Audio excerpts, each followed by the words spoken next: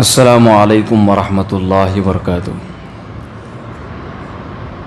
الحمد للہ رب العالمین والصلاة والسلام علی رسولہ الکریم وعلی آلہ وصحبہ اجمعین۔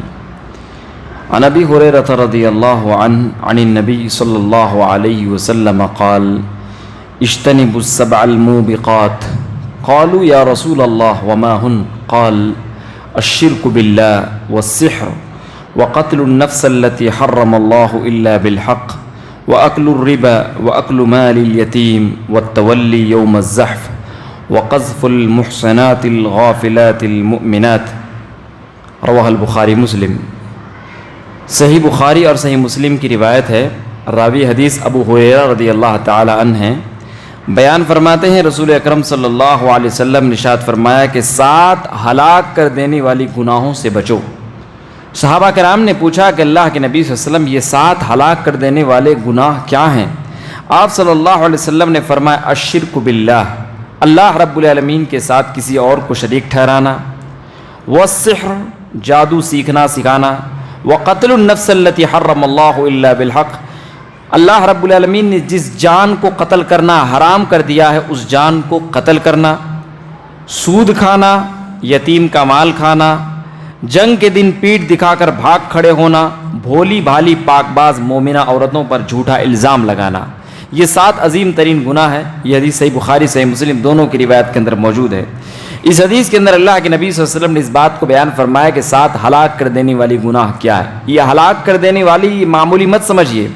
معمولی مت سمجھیے کہ اللہ رب العالمین یہ ہلاک کر دینے والی جو گناہ رکھا ہے یہ انسان کی دنیاوی زندگی کو بھی تباہ و برباد کر دیتی ہے اور اخروی زندگی کو بھی تباہ و برباد کر دیتی ہے، اور اللہ رب العالمین کی نظر میں وہ انسان بدترین انسان بن جاتا ہے اگر ان گناہوں میں سے کسی ایک گناہ کا بھی مرتکب ہوتا ہے۔ جیسے شرک دیکھ لیجئے، اگر کوئی انسان شرک کا مرتکب ہوتا ہے اور حالت شرک ہی میں اس کی موت ہو جاتی ہے تو اللہ تعالیٰ نے ارشاد فرمایا ان اللہ لا یغفر ان یشرک بہ ویغفر ما دون ذلک لمن یشاء۔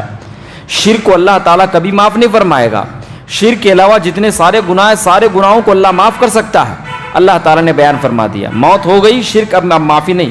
اب دیکھ لیجئے جادو کے بارے میں اللہ نے ارشاد فرمایا وما کفر سلیمان ولکن الشیاطین کفروا یعلمون الناس السحر۔ سلیمان علیہ السلام نے کفر نہیں کیا، کفر تو شیطان نے کیا کہ اس نے لوگوں کو جادو سکھایا۔ اللہ نے کیا بیان فرمایا؟ کفر ہے جادو سیکھنا سکھانا، کفر ہے۔ یہاں تک کہ جو کوئی انسان جادوگروں کے پاس جاتا ہے مستقبل کی خبریں پوچھنے کے لیے، اللہ کے نبی صلی اللہ علیہ وسلم نے ارشاد فرما دیا، صحیح مسلم کی روایت ہے من اتا عرافا او کاہنا، کہ جو کوئی انسان کسی عراف کے پاس کسی کاہن کے پاس مستقبل کی خبریں آنے والے فیوچر کی خبریں پوچھنے کے لیے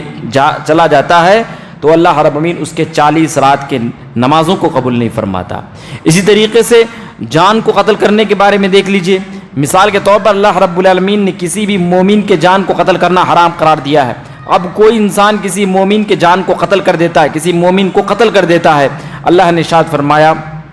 ومن قتل مؤمنا متعمدا فجزاؤه جہنم خالدا فيها وغضب الله عليه ولعنه واعد له عذابا عظیما۔ جو کوئی انسان کسی مومن کو جان بوجھ کے قتل کر دے گا اس کی سزا جہنم ہے۔ جہنم میں صرف جائے گا نہیں بلکہ جہنم میں ہمیشہ ہمیشہ رہے گا۔ پھر اتنا ہی نہیں، اس پر اللہ کی لعنت ہے، اس پر اللہ کا غضب ہے، اور معمولی جہنم نہیں، سب سے بڑا عذاب اللہ رب العالمین نے اس کے لیے رکھا۔ اس آیت مبارکہ میں اللہ تعالیٰ نے 5 قسم کی دھمکیاں دی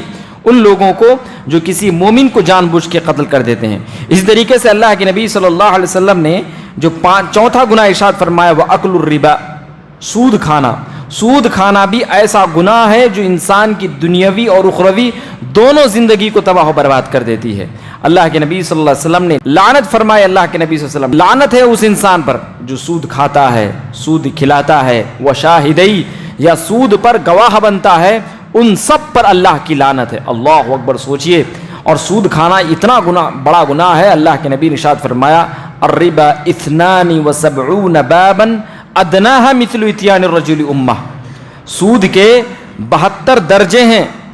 درجے ہیں، ان میں سب سے نچلا، سب سے چھوٹا درجہ، سب سے چھوٹا گناہ یہ ہے کہ کسی نے اپنی ماں سے زنا کر لیا۔ اللہ اکبر، سوچئے کتنا خطرناک گناہ ہے۔ ایک ایک گناہ اللہ رب العالمین نے جو رکھا ہے، اللہ کے نبی صلی اللہ علیہ وسلم نے جو بیان فرمایا 7 ہلاک کر دینے والی، کتنے بھیانک ہیں۔ 5ویں نمبر پہ اللہ کے نبی صلی اللہ علیہ وسلم نے ارشاد فرمایا وَأَكْلُ مَالِ الْيَتِيمِ، کسی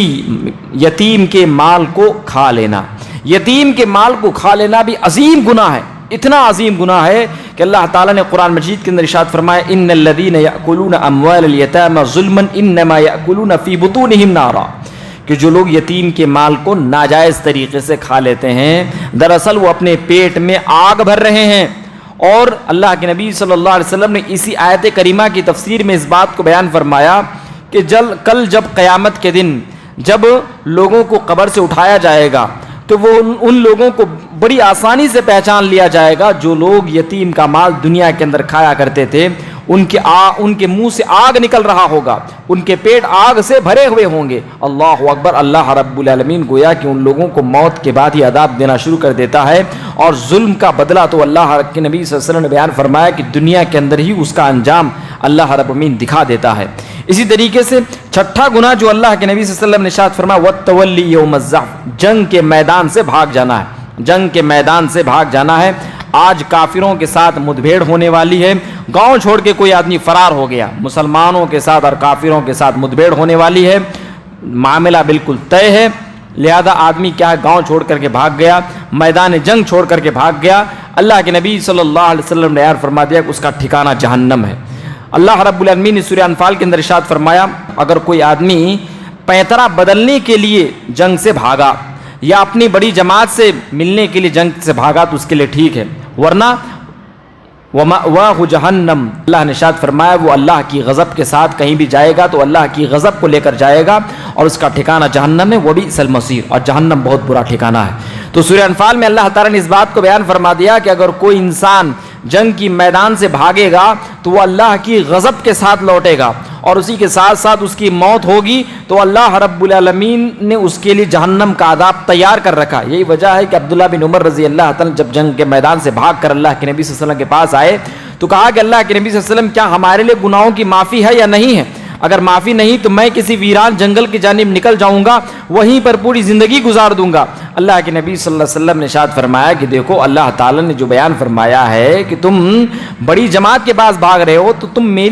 میرے پاس آئے ہو اور میں تمہاری بڑی جماعت ہوں۔ اللہ کے نبی صلی اللہ علیہ وسلم نے بیان فرمایا پھر ہم سب مل کر جائیں گے اور جنگ لڑیں گے، تم جنگ سے بھاگے نہیں ہو، تم بڑی جماعت کے پاس آئے ہو تاکہ لوٹ کر جائیں اور پھر جا کر بہترین طریقے سے لڑیں۔ اسی طریقے سے 7واں گناہ اللہ کے نبی صلی اللہ علیہ وسلم نے اس حدیث مبارکہ کے اندر بیان فرمایا وَقَذْفُ الْمُحْصَنَاتِ الْمُؤْمِنَاتِ الْغَافِلَاتِ، کہ کسی بھولی بھالی پاک باز مومنہ عورتوں پر جھوٹا الزام لگا دینا، یہ ہر گھر کے اندر تقریباً عام ہے، گھروں میں تقریباً عام ہے۔ مثال کے طور پر سمجھو ساس کو بہو سے نہیں بنتی تو لہذا ساس کہہ دیتی ہے کہ یہ جو لڑکی ہے، یہ جو عورت ہے ہماری گھر کی بہو ہے، یہ پتہ نہیں راتوں میں کس سے باتیں کرتی ہیں، کس سے ملاقات کرتی ہیں، ایسی ویسی الزامات کرنا شروع کر دیتے ہیں۔ ایک عورت کو دوسری عورت سے اگر تھوڑی سی جلس ہوتی ہے، تھوڑی سی اگر کسی بات انبن ہو جاتی ہے، لہذا ایک دوسرے پر تہمتیں کسنا، وہ بھی ایسی تہمتیں جن کے بارے میں اللہ تعالیٰ نے سورہ نور کے اندر ارشاد فرمایا والذین یرمون المحصنات الغافلات المؤمنات لعنوا فی الدنیا والآخرہ۔ اللہ اکبر، اللہ رب العالمین نے ارشاد فرمایا جو کوئی بھولی بھالی مومنہ عورتوں پر جھوٹا الزام لگاتے ہیں اس پر دنیا میں بھی اللہ کی لعنت اور آخرت میں بھی اللہ کی لعنت، اور ایسے لوگوں کے اللہ تعالیٰ نے بڑا بھاری عذاب تیار کر رکھا ہے۔ اللہ اکبر، سوچئے کہ اللہ کے نبی صلی اللہ علیہ وسلم نے کتنا بیان فرمایا ان 7 گناہوں کے بارے میں کہ یہ 7 گناہ کتنے خطرناک ہیں، کتنے برباد کرنے والے، انسان کی زندگی کو، دنیاوی زندگی کو بھی تباہ و برباد کر دینے والے ہیں اور اخروی زندگی کو بھی تباہ و برباد کر دینے والے ہیں۔ ان 7 گناہوں میں سے ہر ایک گناہ سے ہمیں بچنا ہر حال میں لازمی اور ضروری ہے۔ اللہ تعالیٰ سے دعا ہے کہ رب العالمین تو مجھے پھر ہم سب کو ان 7 کے 7 عظیم ترین گناہوں سے اور تمام ہلاک کر دینے والی گناہوں سے ہماری حفاظت فرما، دنیا و آخرت میں تو ہمیں ہر قسم کی بھلائی عنایت فرما، موت کے بعد ہم سب کا ٹھکانہ جنت الفردوس